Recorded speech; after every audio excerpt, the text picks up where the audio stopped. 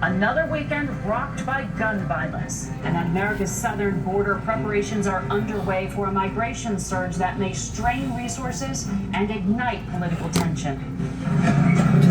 Gunfire and panic at an outlet mall just outside of Dallas as another gunman opens fire, and once again, an American community is the target of a mass shooter. We'll have the latest. Plus, with pandemic-era border restrictions under Title 42 set to expire Thursday, once again, our southern border braces for an influx of migrants seeking a better life in America. Leaders in border communities are sounding the alarm about the likely humanitarian crisis. If all the numbers of migrants are transferred here like it's planned, then it'll be devastating.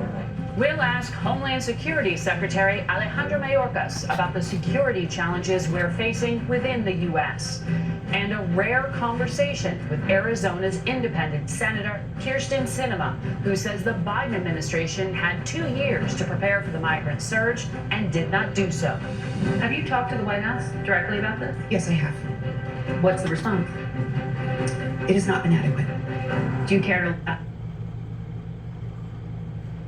We do have another severe thunderstorm warning for Saline, Johnson, Williamson County, and other counties as well. We have Jackson involved in that severe thunderstorm warning that will be in effect until 10:15. We are seeing radar indicated winds of 60 miles per hour and 1-inch hail. Again, this is going until 10:15 for these counties right here.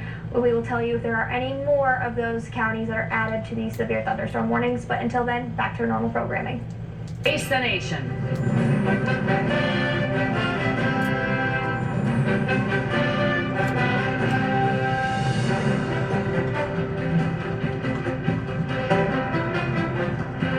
Good morning and welcome to Face the Nation.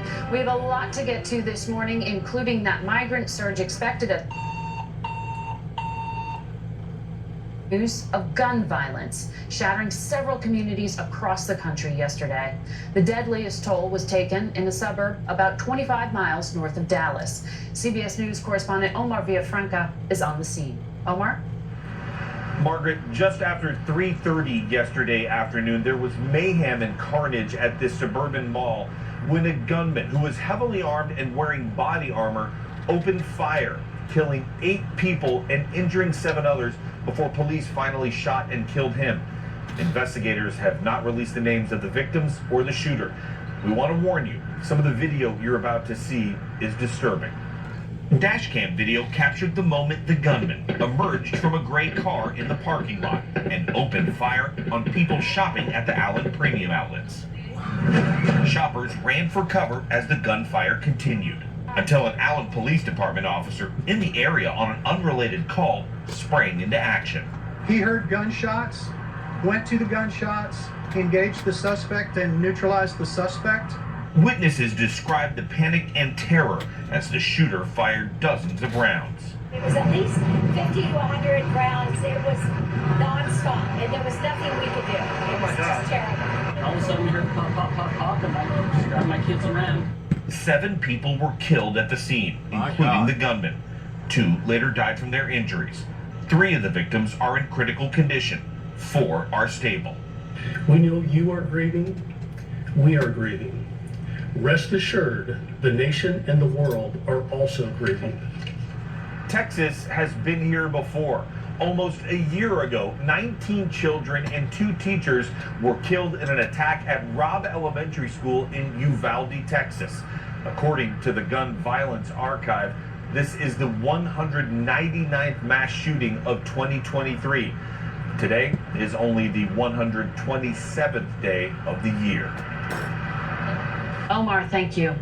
We turn now to what's likely to be a difficult next few weeks at the border, where several communities have already declared states of emergency. Our Homeland Security and Justice reporter, Nicole Skanga, is there. Margaret, the clock is ticking down on an end to Title 42, another flashpoint in the immigration debate. But here on the U.S.-Mexico border, it's not just a policy change, it's the front lines of a humanitarian crisis. In South Texas, the Department of Homeland Security says they've encountered an influx of migrants ahead of Title 42's end, driven by an uptick in Venezuelan nationals. Still, others wait in Mexico, camped along the Rio Grande River. New Biden administration guidelines that kick in after May 11th promise more consequences, like a one-way ticket on ICE Air. We watched as 133 migrants, hands and feet shackled, boarded a plane back to Guatemala Friday. ¿De dónde es usted? Venezuela. In Laredo, Texas, this emergency shelter is a welcome reprieve for many, like 29-year-old Margarita Hebrew, who crossed the U.S.-Mexico border pregnant with her 5- and 3-year-old daughters. Back at home in Venezuela, she says there is nothing.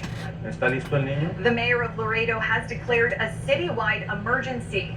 The disaster is an imminent disaster. It may not be here right now, but it's like a hurricane that's coming. You board up before the hurricane.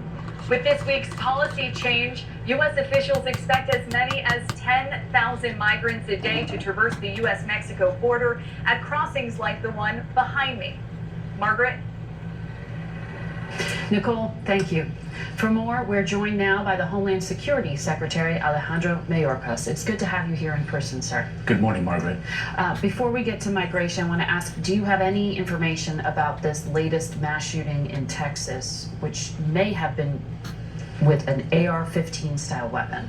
Margaret, another horrific tragedy in our country. I spoke with the governor last night, as well as the mayor. The matter is still under investigation. No information about the shooter? No, Margaret. I think it's under investigation. The state and local authorities are leading that investigation. Let's get to the border. This is the greatest migration surge, you said, in the Western Hemisphere since World War II. And you've been preparing for more than a year and a half.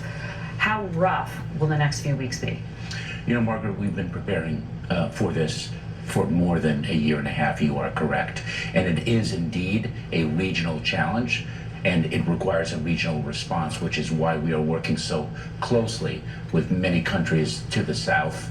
It's going to take our plan a while to really take hold, for people to understand that they can access lawful, safe, orderly pathways before they reach the border. And quite frankly, if they come to the border, they will receive a consequence under our enforcement authorities. So you are, as an administration, setting up processing centers in Colombia and Guatemala so migrants can start the asylum process before they make it to the border. But those aren't set up yet. When will those be functional? So we are furthest along with Colombia. It should be a matter of weeks, but we also have additional lawful pathways that already have existed for people to access. The phone apps you're talking about? Yes, the parole program for Cubans, Haitians, Nicaraguans, and Venezuelans. We are expanding our family reunification programs. So you have announced 1,500 troops that are going to El Paso, Texas. Well, they will be dispersed as operational needs require. And so the deployment of active duty troops is not to do enforcement work, not to interact with the migrants, but to provide other support so that our Border Patrol agents can be out in the field. The governor of Arizona and the senior senator told us that the federal government is unprepared. Senator Sinema said Homeland Security is not sharing information with her or local law enforcement on numbers of migrants, processing time, and available buses to transport them. The governor also said she needs more urgency and she can't get specific information on dollars for emergency shelters. Why isn't that kind of specific detail being shared? Well, I respectfully disagree with the senator and the governor. Number one, we are prepared. As we noted at the very beginning of our conversation, we've been preparing for this for quite some time. We tried to end Title 42 repeatedly, and we're stopped from doing so by the courts. So we are prepared, number one. Number two, we have a migration information center that is specifically set up to communicate with state and local officials, and we have been doing so. We are using our FEMA regional coordinators as our key points of contact. I spoke with Senator Sinema, I think within the last 2 weeks, and our personnel are in touch with other officials on a regular basis. She said she had been in touch with Homeland Security, also with the White House, but the information was not adequate. So do you think there is a communication problem here? I do not. And if there is a question that has been unanswered, we will answer it. I will tell you, though, let's take a step back. because there's a very important message not to communicate only to Senator Sinema, but to all senators and all members of the House of Representatives. We need immigration reform. Everything that the Department of Homeland Security is doing, everything that our partners across the federal government are doing is within a broken immigration system.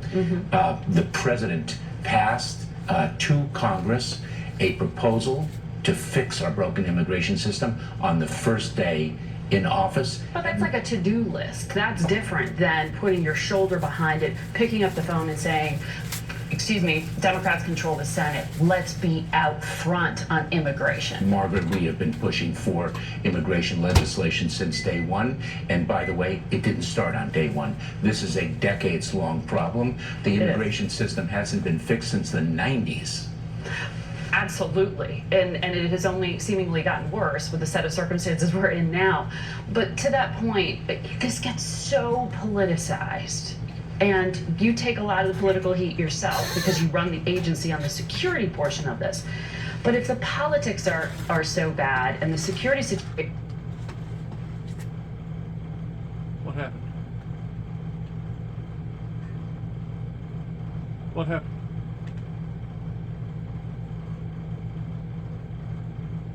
Don't know, man. Screen's still lit up.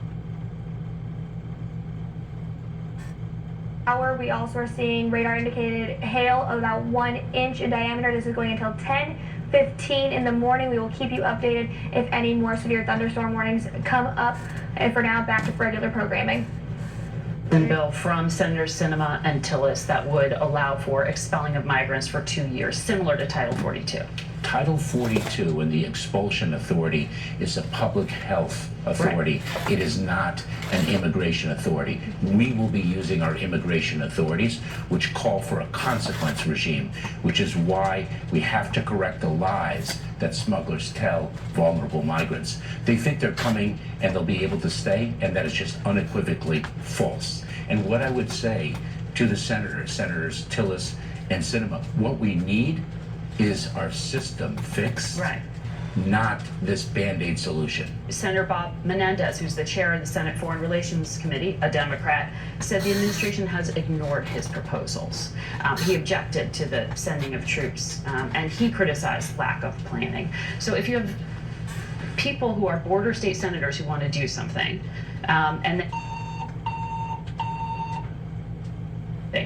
why is the administration ignoring that or pushing it aside?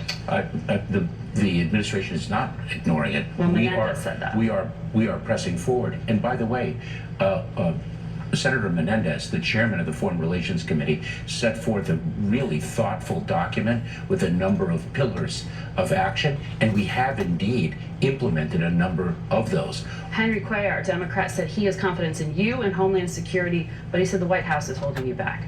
Untrue. One team, one mission, and we are prepared to execute it. Mr. Secretary, we'll be watching. Good luck to you. Thank you so much, Margaret.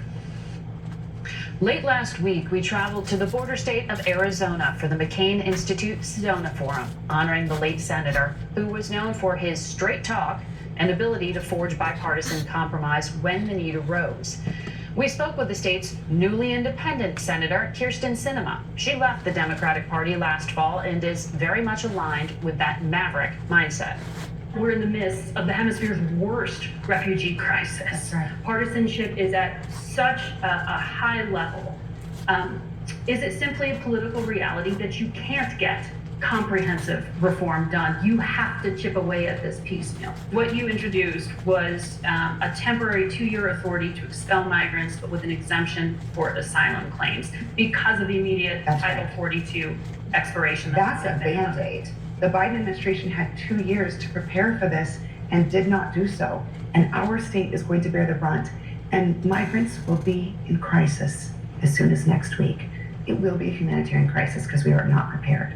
So the legislation we introduced yesterday is about tiding this over, giving us some time and space for the Biden administration to do their job, and for us legislators to actually create a plan that can get through both the House and the Senate. But the votes aren't there for this replacement essentially of Title 42, the 2-year ability to expel migrants without guaranteed asylum hearings. We don't know that yet. We just introduced the bill yesterday.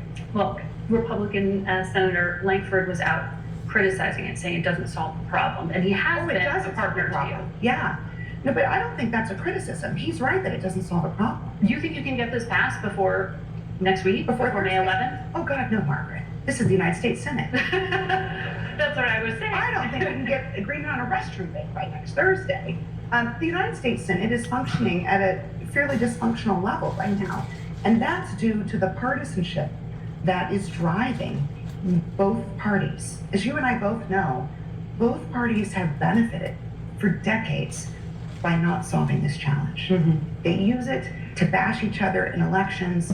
And what bothers me about that, Margaret, is that, look, they don't live in a border state. So they don't know that the mayor of Gila Bend has to put migrants in his car and drive them to Phoenix because they are released in a town that has no bus stop. They don't know what it's like for migrants to sleep outside in the farms in Yuma because there is nowhere for them to go. This is a crisis for our border communities and for migrants. And so unfortunately, the parties are thinking about this from a political perspective. The administration failed to create a workable plan to process migrants after May 11th, Title 42. They would say they've got the troop deployment of 1,500s, processing centers, a phone app, expansion of legal migration, regulation that will bar migrants from asylum if they did not first seek asylum in a third country. Do you support any of what the administration has done? Well, these steps, which all have been announced in the past week or so, are helpful. These are very helpful. Having 1,500 troops along the U.S.-Mexico border is helpful. It is a border of over 2,000 miles, though. So 1,500 troops isn't going to get the job done.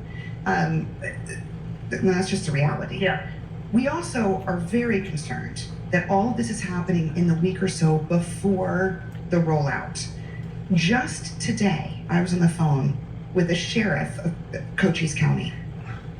He has gotten no information from the Department of Homeland Security or the federal government about what the flow is going to look like, about what they can expect for processing in terms of how long it takes to process migrants.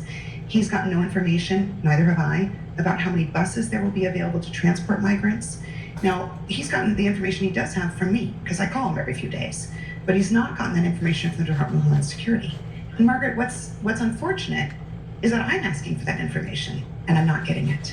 And so either the administration has that information and they're choosing not to share it, which is a problem since we're the ones who are going to deal with the crisis, or they don't have it. And that's even more concerning because how do you prepare for an inflow of migrants when you don't know what you're going to expect? And that hasn't been shared with the governor? It has not been shared with the governor. I spoke with the governor yesterday.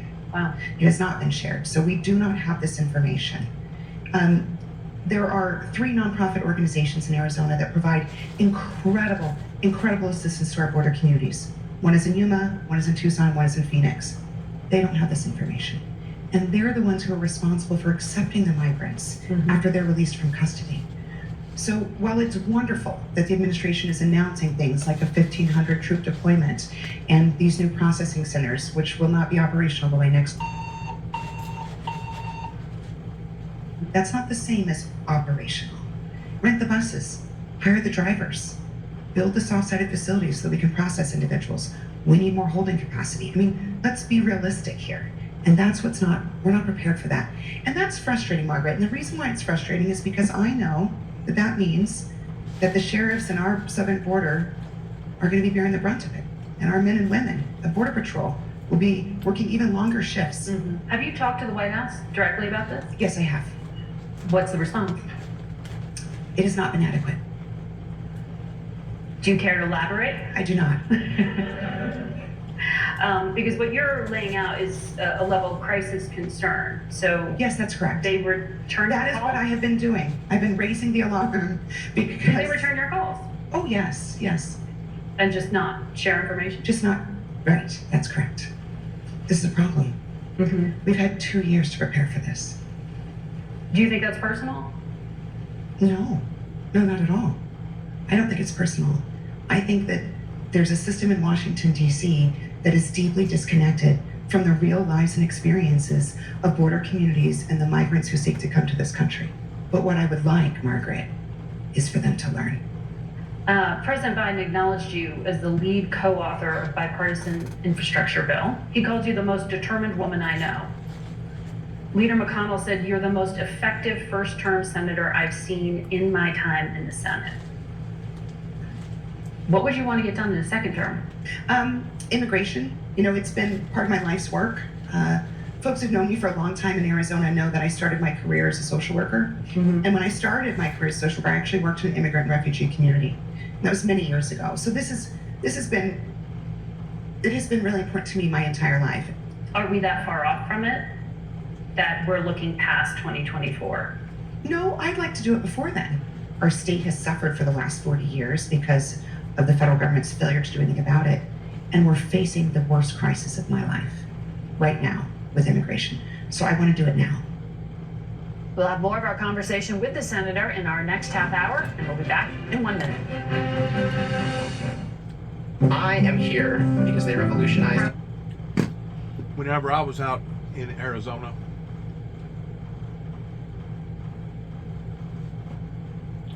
it was absolutely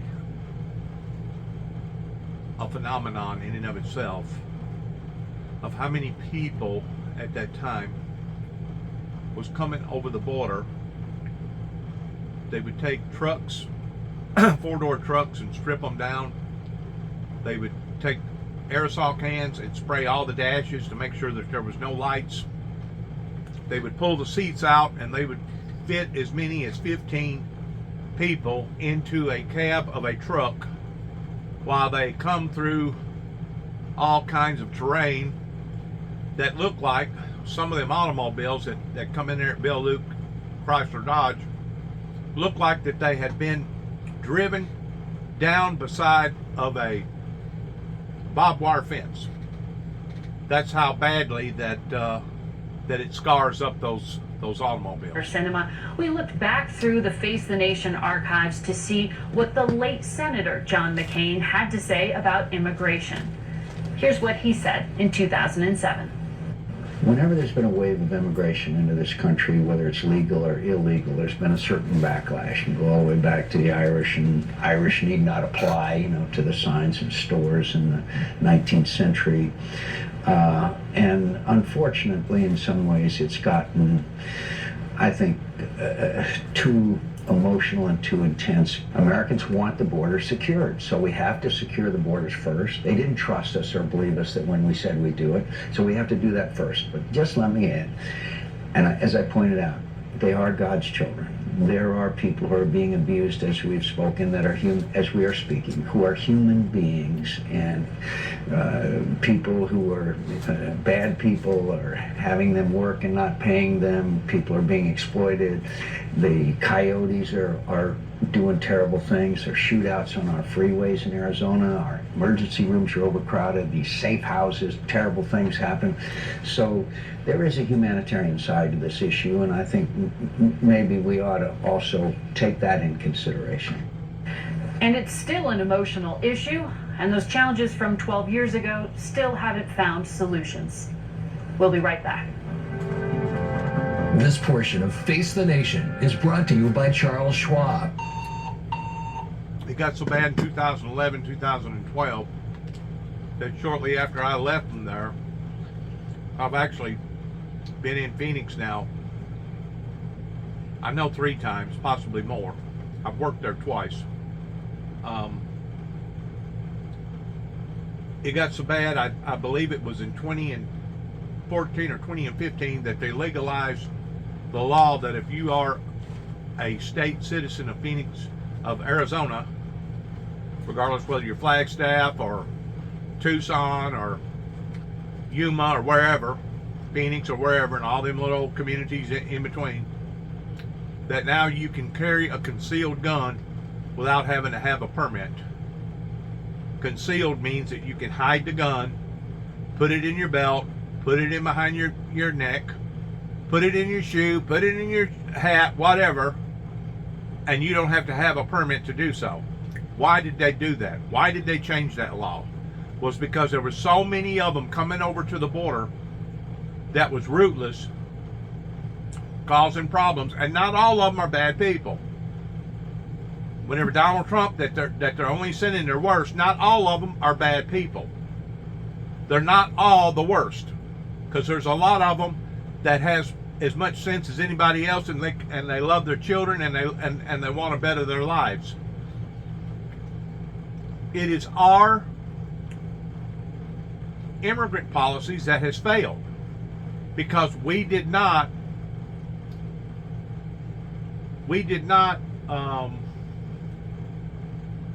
I'm looking for the right word, screen the people properly in having enough stations set up to the point that now it's just a wild, wild west. And that's the reason why that the people in Arizona had to do what they done.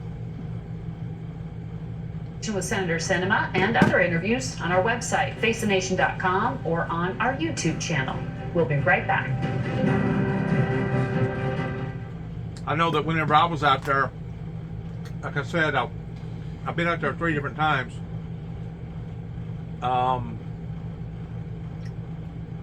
The other 2 times that I went out there, I would stay as long as 6 months at a time. So I got the feel of the people and got the feel of the culture. But whenever you're sitting there at a red light and all of a sudden there's a collision and you see 4, 5, 6 people jump out of the vehicles and start running real quick, you know what's going on, that the people that was driving that vehicle did not have adequate license and insurance, and probably didn't even have a green card to be over here legally, and that's the reason why that they was running. You see that all the time over there. All the time. And it's really a situation that has been building ever since the late 80s, that basically people dropped the ball on, and now we're suffering the consequences on account of it. It's absolutely, it's appalling to think that we're supposed to be the betterment of the good of the people, and we haven't set up things properly to be able to work out agreements with the government officials in Mexico towards helping to lighten the burden or the load in regards to this, because it all goes back to the country where they're coming from. Obviously they want to get out of that country because of various reasons, and if their country is not producing or bringing forth whatever, or having safety issues to the point that they're having to escape, well, the fault falls upon the feet of those that are in charge of whatever country that they're coming from.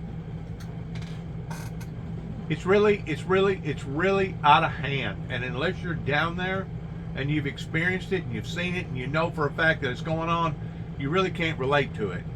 With Senator Sinema, who weighs in on the debt ceiling negotiations, and will also be joined by the chair of the Finance Committee, Congressman Patrick McHenry. Stay with us. Not counting how unfair it is to those that's coming over here expecting humanitarian greetings, and a lot of times they don't get that humanitarian greeting. As a matter of fact, a lot of times they're just left endless to suffer, and you wonder how come the crime is high as it is. Well, whenever you have people sleeping on the streets and they don't have no food, you're going to have problems. This is all the results towards what didn't take place. It should have took place in the late 80s during Ronald Reagan's administration, that I have mentioned now probably over 1,000 times on other various videos, YouTube and Facebook programs. Our way of life. Richard Heath, Agriculture Commissioner. Veteran, prosecutor, Trump Republican, conservative.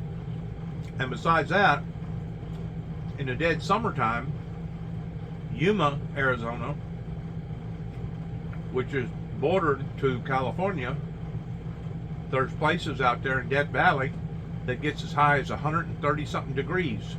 There's no way that a human being can live in those conditions if they don't have some sort of aid.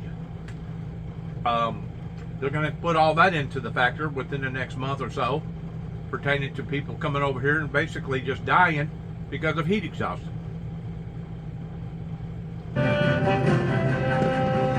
Welcome back to Face the Nation. Here's more of our conversation with Senator Kyrsten Sinema in Sedona last week. I want to ask you about a quote that stood out to me that was in a recent New York Times profile of you. It quotes you as saying, "One of the big problems in negotiations is that often some, not exclusively men, but often men, are so busy talking about what they need, they're not spending any time hearing what someone else needs. If you give them what they need, you can get what you want." So on May 9th, 5 men, including President of the United States and 4 congressional leaders, are going to meet to discuss the standoff over the debt ceiling. You've been listening. What does a deal look like? I've been disappointed with the conversations up to date. Both parties are talking without listening to each other. They're just talking right past each other, right? So President Biden says, I want a clean debt limit to meet the full faith and responsibility of the United States of America. To be clear, he's correct. We must meet the full faith and credit responsibility for the United States of America. That is our duty. However, it's not correct to assume or to pretend that either party is used to or always is willing to pass a debt limit without conditions. Both parties have played this game for years. And so we're in a situation where one party is saying they will not negotiate at all with the other party. I think that's a very dangerous place to be. Because 1, it's not realistic. And 2, it's just not going to happen. So Kevin McCarthy, as we all saw, took him a long time to become speaker. Barely squeaked by with the votes. Had to make a lot of concessions to get the job. And he has a very, very, very narrow road to walk. So he has to thread a needle where he can get the votes he needs to pass a debt limit increase and continue to be speaker. Now, there have been sounds coming out from the Republican conference in the House for months. Patrick McHenry, who's the chair of the House Financial Services Committee, Patrick has been talking for months about what a deal could look like. People have not been listening. They should be. I think folks should actually say, let's hear these options.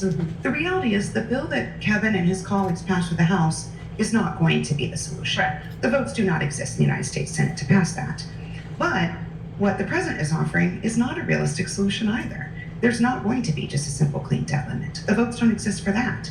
So the sooner these 2 guys get in the room and listen to what the other one needs, the more likely they are to solve this challenge and protect the full faith and credit of the United States of America. We're in really shaky ground right now. And now we have June 1st as the X date, according to the Treasury Secretary. That's right. So do you think that gives enough time for a broad agreement? If there's been no talking to date, how do they get it done? They could get it done. By June 1st? Yeah. Well in advance, before an actual default. They could get it done, but it would be a challenge. I think what it would require is both Speaker McCarthy and the president and their respective party machines to kind of drop the facade, like where they're at right now, and just sit down and talk about brass tacks. What does Kevin need in order to deliver the votes? And what does the president need in order to feel comfortable with the full faith and credit of the United States of America? Get to that point and then figure out a way to give each man what he needs. Are you weighing in on this at all? I have conversations with my colleagues every day. That sounds like a yes. Well, back in 2011, it was a senator who helped deliver, coming back from the brink. The last time there was the risk of default when Leader McConnell jumped in. Right now, it doesn't look like he's jumping in. I don't think he can. Why? Well, I don't think that a solution that was negotiated by Senator McConnell would carry the kind of weight that is needed with House Republican members. So I think Senator McConnell knows that. Which is why he's saying talk to the House. Well, they'll all be in the room on May 9th. That's right. So we'll see what happens. Our full conversation with Senator Sinema is on our website and our YouTube channel. And we turn now to the chairman of the House Financial Services Committee, Patrick McHenry. Mr. Chairman, good morning. Good morning. The senator previewed some of your proposals here, so I want to talk to you in depth about that, but just level set for us here, because we have the congressional leaders getting in the same room with the president Tuesday. You said in March you've never been more pessimistic about negotiations. Where's your confidence level today? Instead of being at the depths of the ocean, I'm merely drowning. I mean, if that tells you. So my level of optimism is from complete and utter pessimism, anything could get done, to some level of modest pessimism now. What's changed since that interview is that the House acted. We passed a debt ceiling increase with a Republican plan attached to it. It talks about growth, stimulus rate, but we did. It's a narrow House. It's going to be a narrow vote, but we dealt with growth. We dealt with immediate spending and long-term savings. So a balanced program here. Now, we've sent this over to the Senate. The president said, show us your plan. We've not only shown him the plan, we've passed a plan. The Senate can't do it. Now, with 43 senators saying we're not going to go along with the Schumer plan for a clean debt ceiling increase, the Biden plan. And now President Biden has to come to the table for a negotiated solution. He needs to listen to his economic advisors, not his political advisors, and take this very seriously, given the late stage that we're currently at. You were just referencing a letter that was signed on to by a number of senators, including Minority Leader McConnell, who seems to be throwing his weight behind the Speaker of the House. What does a bipartisan deal actually look like? It looks a lot like the bill that we passed out of the House. It touches growth. It touches... It's on arrival in the Senate. You know that. Well, we sent a significant, large bill that brings down the cost of government by $4.5 trillion over the next decade. It's big, yes, but we sent growth, short-term caps deal on spending, so we can fund our government for the next 2 years without drama, and then long-term savings. So a pairing of 1, 2, and 3, that's what a deal looks like. I've talked to a lot of senators, a lot of Democrats and Republicans in the House and the Senate to try to see what a deal would look like. And at this stage of the game, the one key ingredient I don't have is what the administration would come to terms with. We have to have something that can pass, that addresses our fiscal house at a time where we have record inflation and record federal spending. And we need to have something that can both pass with Republicans and Democrats. Exactly. It has to be bipartisan. And you acknowledged it's going to be likely a narrow vote in the House. With the vote you did get through, there were 4 Republicans against it. 2 of them have said they will never vote to raise the debt ceiling, Tim Burchett and Andy Biggs. So compromise is where you have to get here, right? I mean, But you're saying this to a member of the House that actually passed a debt ceiling increase and a president who would not have a second meeting with the Speaker of the House. The first meeting is February 1st. We're 100 days past. Everyone knows in divided government you have to negotiate, and the president says he will not negotiate.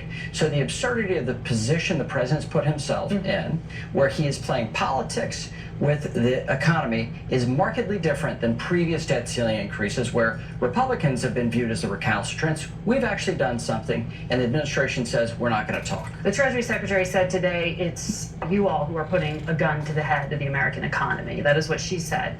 And she's talking about the fact that Hell of a statement on a day like today. It is, shows that it's all about politics for this administration. U.S. not Treasuries about are the economics. bedrock of the financial system. You know that very well. So don't you need to just say default's off the table? And that's what we did by passing a plan. The president did not think we could pass a plan out of the House. So therefore he said it's a clean debt ceiling or nothing. And so a clean debt ceiling is now off the table, with Republicans in the House and Senate saying time to negotiate between the Speaker and the President. That's all we're saying. The Speaker's not laid down a red line.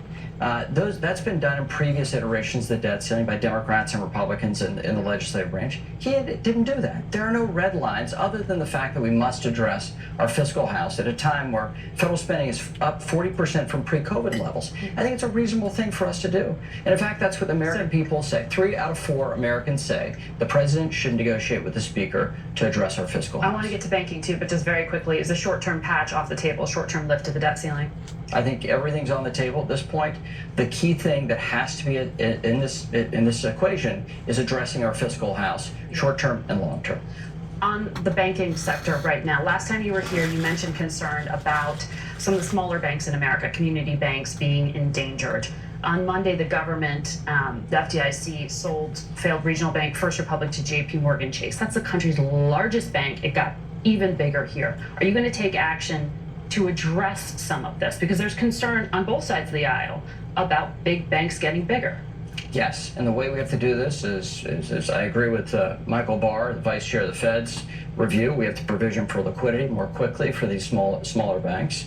We have to make sure that we have a healthy banking arrangement across the whole spectrum, and we have to ensure that banking models can exist in a society where bank runs can happen more quickly than ever before. But let's get to the fundamentals here. If we look at the reason why these banks, the 3 of the 30 largest banks in America, have failed in the last 2 months, it's because of interest rate sensitivity of their balance sheet, which means they misjudged inflation. The Fed misjudged inflation. They've admitted it. They're behind the curve. The administration has been asleep at the switch for the supervisors of these institutions. But the root cause of this is inflation. And if we can address inflation, it gets to the disease rather than addressing the symptom. Management choices and hedging their bets could have been a big factor here when it came to the CEOs who ran these institutions. Absolutely. Are you going to call them in for testimony? And they're going to be in 2 weeks before the House Financial Services Committee. And this is going to be an important hearing. In the next 2 months, the House Financial Services Committee will have the CEOs of these failed institutions. We're going to have the regulators in, including Secretary Yellen and Chair Powell. At the end of June, we're going to have our Humphrey Hawkins here to hear from the Chair of the Federal Reserve, Jay Powell.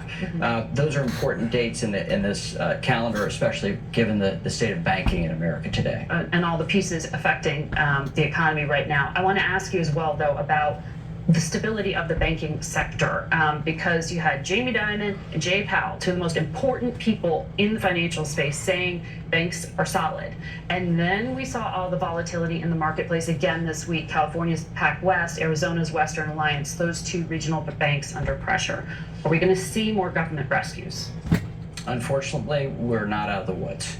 But what depositors need to understand is since 1933, when we enacted and created the Federal Deposit Insurance Commission, insured deposits have never had a penny of loss. We have 99% of the accounts in America are under the insured deposit cap level. And so 99% of the deposits in America are safe and sound. What we have to do is address over a period of time the safety and stability of smaller banks. At a time where the market is judging their business model, their interest rate sensitivity, and the assumption that regulators are going to require a lot more capital for these banks to exist, they're making big assumptions. But the stability of the accounts, they're there. You've got your work cut out for you. Good to have you on the program today. We'll be watching May 9th, and we'll be right back. They're still not addressing the direct problem pertaining to inflation. What caused inflation to go up? The war in Ukraine helped a little bit in that problem. But it was primarily the oil industry companies that started jacking up the prices last year. Shell, Exxon, Valve, all of them, including probably more so of OPEC, made more profits last year than they ever have made in their entire business life. Well, whenever you destabilize the markets the way that they did, and that's exactly what they done, you're going to see a recourse. You're going to see the smaller man that was barely hanging on to begin with, you're going to see him fall through the cracks. Well, in the meantime, the inflation that went up, it just didn't go up for a certain sector of people, it went up for all people. That means if you had a house that you was making a $1,300 a month payment on, now because of the interest rates just within the past 8 months, your house payment has, because most people has a floating note, your house payment more than likely went from a $1,200 payment to probably now more like $1,400.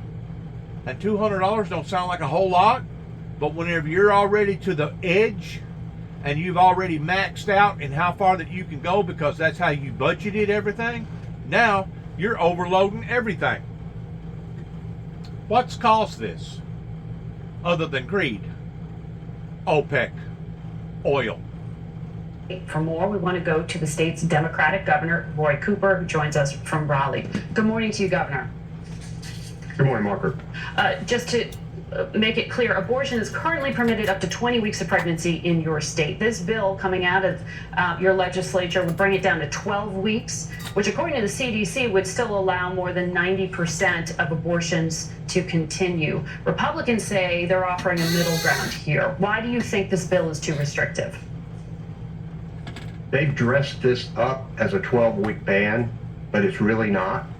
They rammed through a bill in 48 hours with no public input, with no amendments, that drastically reduces access to reproductive freedom for women.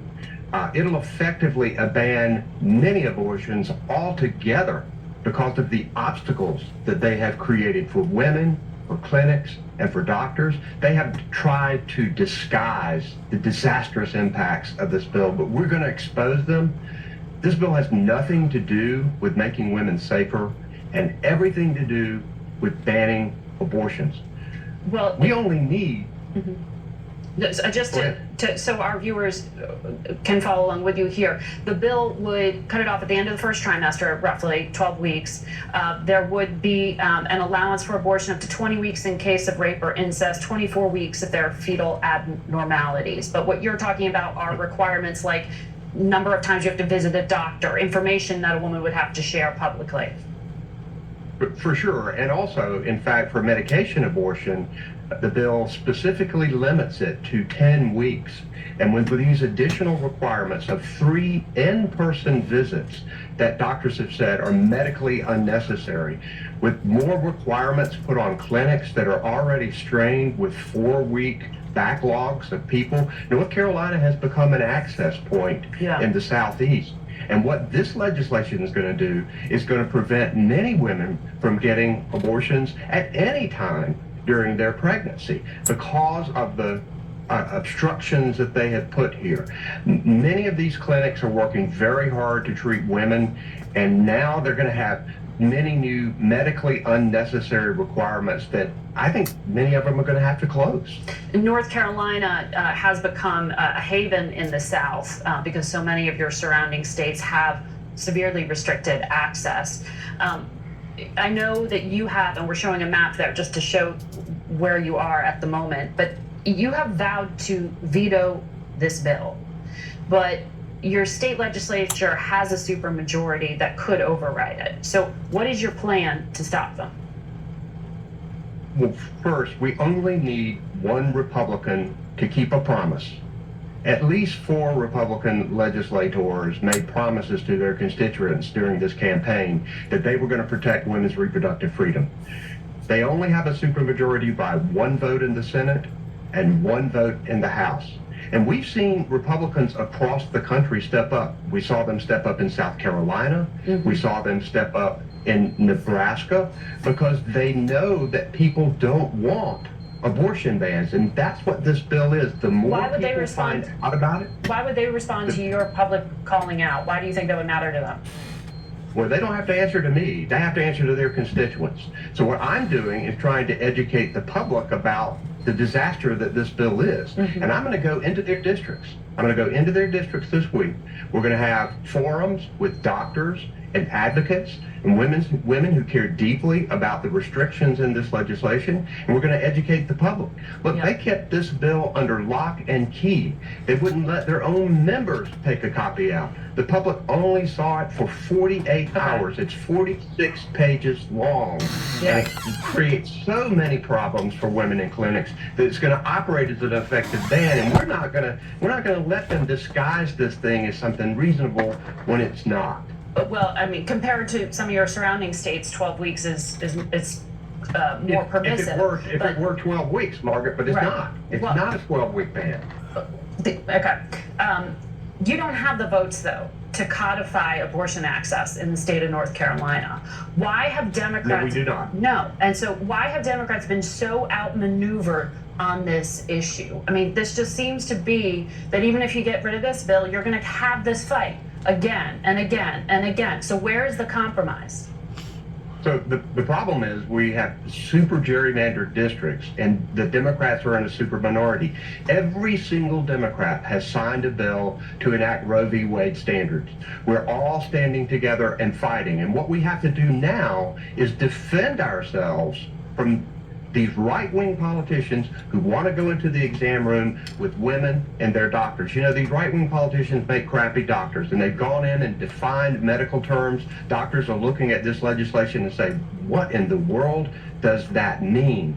So what we're going to do is call them out. Look, there are four Republicans who said they would protect women's reproductive freedom during the campaign. All we need is one of them. We can block this disastrous legislation, and then we can wait for the next battle. But what we're going to do is to continue to work to protect women's reproductive freedom in North Carolina. But you're just going to be on the defensive there. So, I mean, how does this actually get resolved? Or can you hold a referendum? Can you do anything? If you say the public's with you, how do you find a compromise? We're not a referendum state. Yeah. We have gerrymandered districts, so we have a Republican majority. Thank goodness I'm a Democratic governor, so I can rally the troops. For 4 years, I have kept abortion legislation from becoming law that Republicans had passed. But in this election cycle, we lost. They gained a supermajority by 1 vote in each chamber. So now we're in a different position. We held the line for 4 years. But if we can get a Republican to say, look, this is not right, like they did in South Carolina, like they did in Nebraska, and their constituents, the more they learn, the more they are going to demand that these Republican legislators step up. All right, Governor, we'll leave it there. We'll be back in a moment.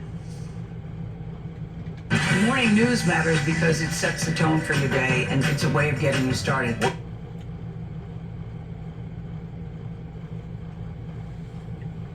See what kind of mess that the baby boomers,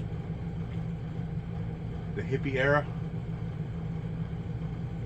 the Woodstock era, see what kind of mess that they've caused over here. Total chaos.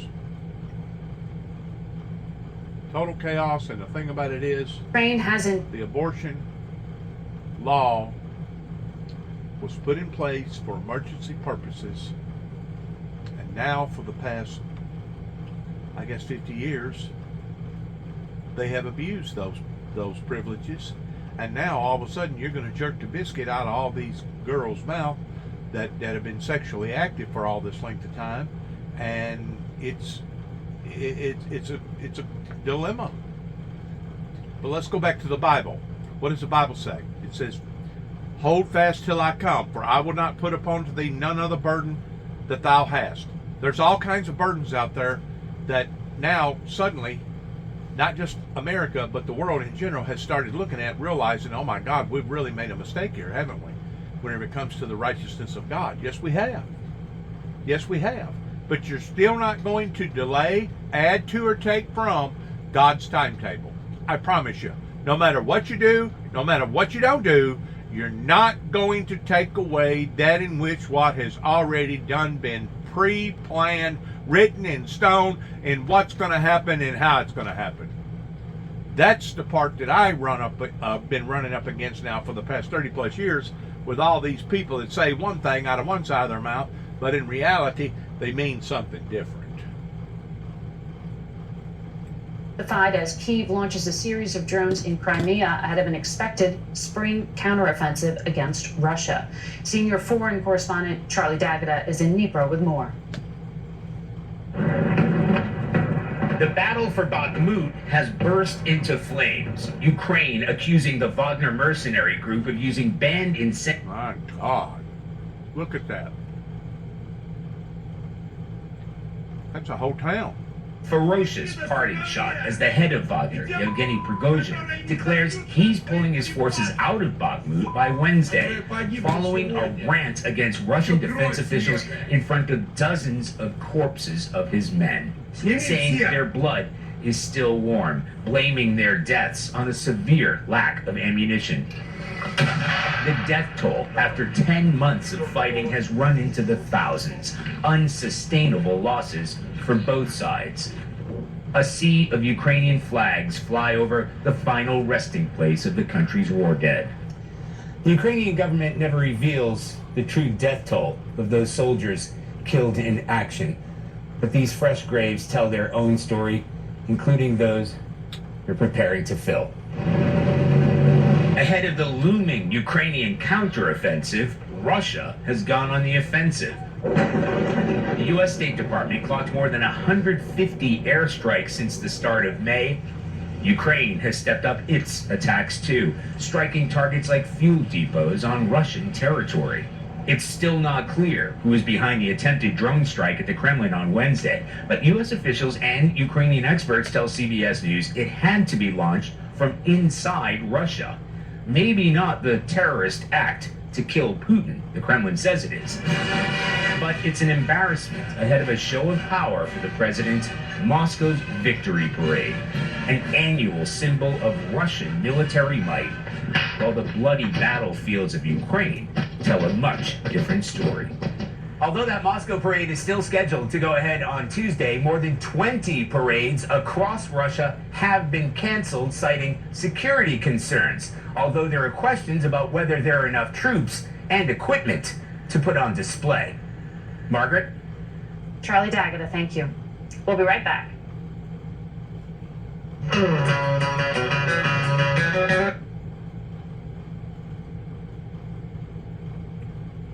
Power through your to-do list. Total anarchy. Gonna go to war with a country thinking that you could defeat them in just a very short length of time, and come to find out those people are dug in. All this bloodshed, all this hardship could all be eliminated.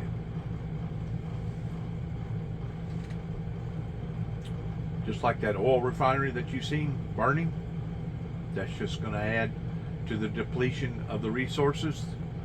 Everything's based around supply and demand. That's just going to jack the prices of oil, gasoline, that much more higher. Wars cost money, lots of money. People say, well, you make money with wars. Well, you may do it, but you ain't going to get the bang for the buck as you would be if everybody settled down and started working together.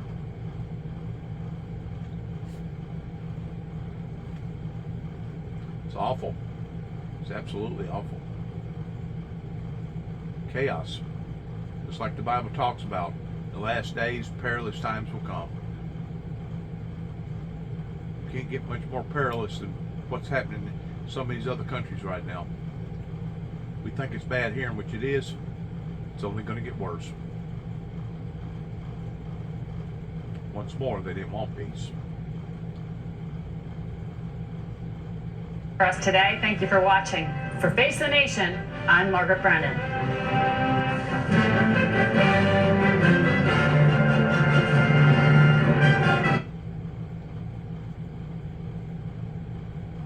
Magnesium. Curenolo's high absorption helps you get Amazing new chapters. Amazing Thailand. Your dinner party was a hit. Your dishwasher took a hit.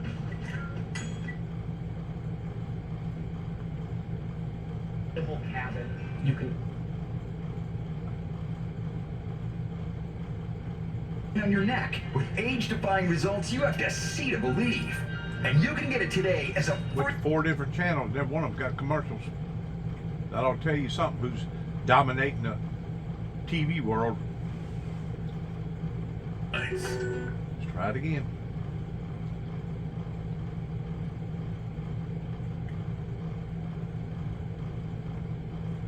Now up to 50. Another commercial.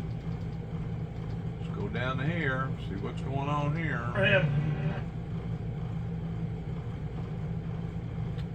Technology in most appliances Another commercial. requires very special training.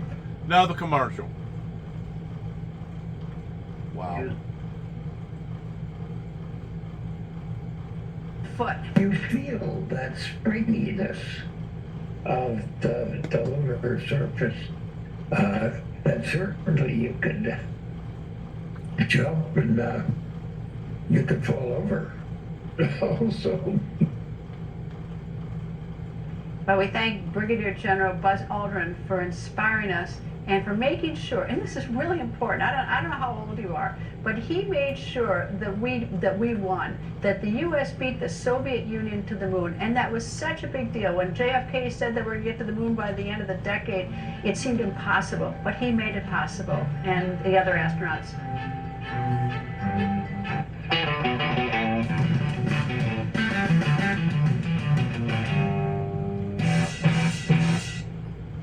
Welcome to Dick Morris Democracy. I'm Dick Morris. We all...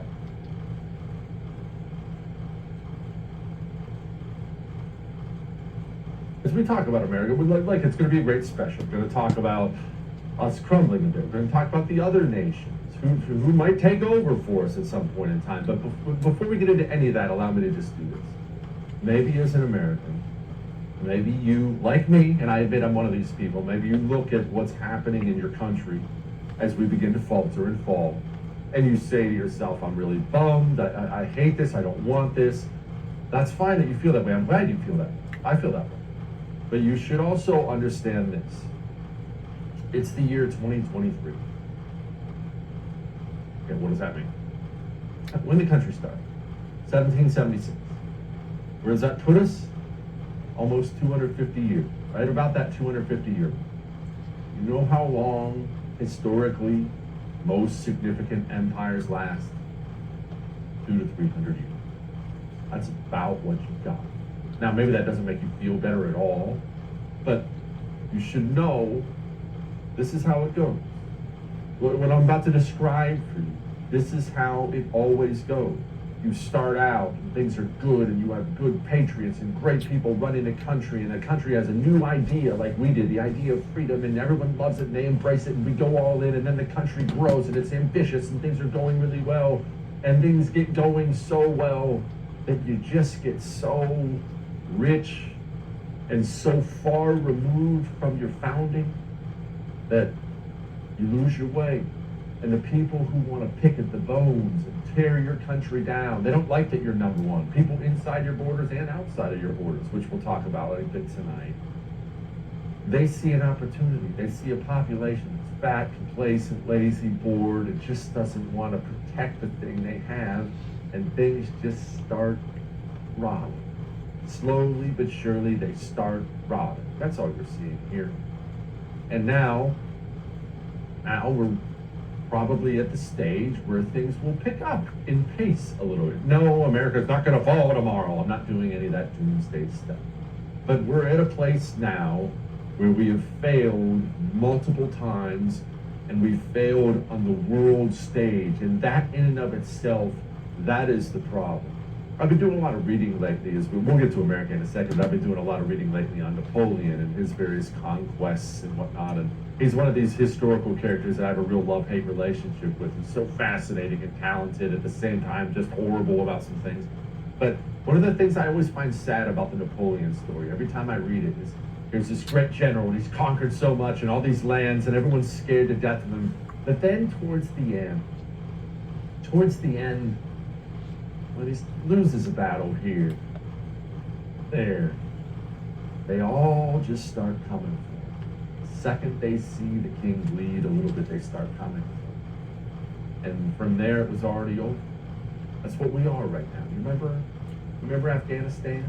Now, this building up to this moment took a long time. I don't want to act like it was just one singular moment that really brought all this about. That would be a huge oversimplification.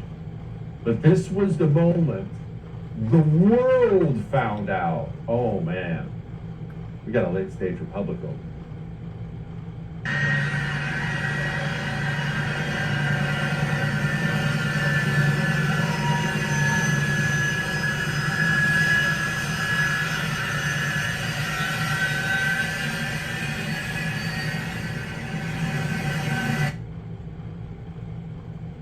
You see, it's one.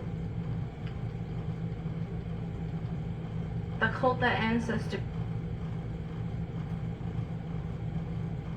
given the frequency with which we have to report these horrible, horrible stories. But Morgan Chesky, thank you so much nonetheless. Joining me now is Texas State Senator Roland Gutierrez. Senator Gutierrez, I'd like to get your reaction, sir, to this horrific shooting and why you might think that officials have yet to make public anything about the suspect. I mean, victims, I understand, families need to be notified, but are you hearing anything about that? Well, Alex, we've tried to reach out. We've tried to find out at least ages and a little bit some identifiers as to who the victims are. We've received no such information. We're understanding that a press conference should be undertaken very soon, and hopefully we'll be able to get more information.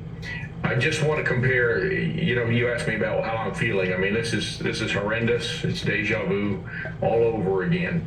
I want to compare with that gentleman in the cowboy hat that was there, that witnessed that little girl without a face. Those are images that we've seen in Uvalde, that I've seen on body cams in Uvalde. But compare what he said to what Governor Abbott said on Fox News earlier, saying, look, this is a mental health crisis. This is a mental health problem. This is a problem that is unique to the United States, more unique to Texas, and this governor has done nothing at all to solve the common denominator, which is access to guns in the hands of mentally ill people. Clearly, nobody gets up in the morning, no criminal says, I'm going to do this. Most of the people that do and undertake these types of mass shootings have no criminal history. Greg Abbott is completely wrong, he is completely misguided, and he has completely failed the people of Texas. Strong words right there. You are not wrong. And you wrote a particularly pointed tweet last night. I'm going to share it with our viewers, saying this: there's a special place in hell for people who watch all this happen and choose to do nothing. Hashtag blood on their hands.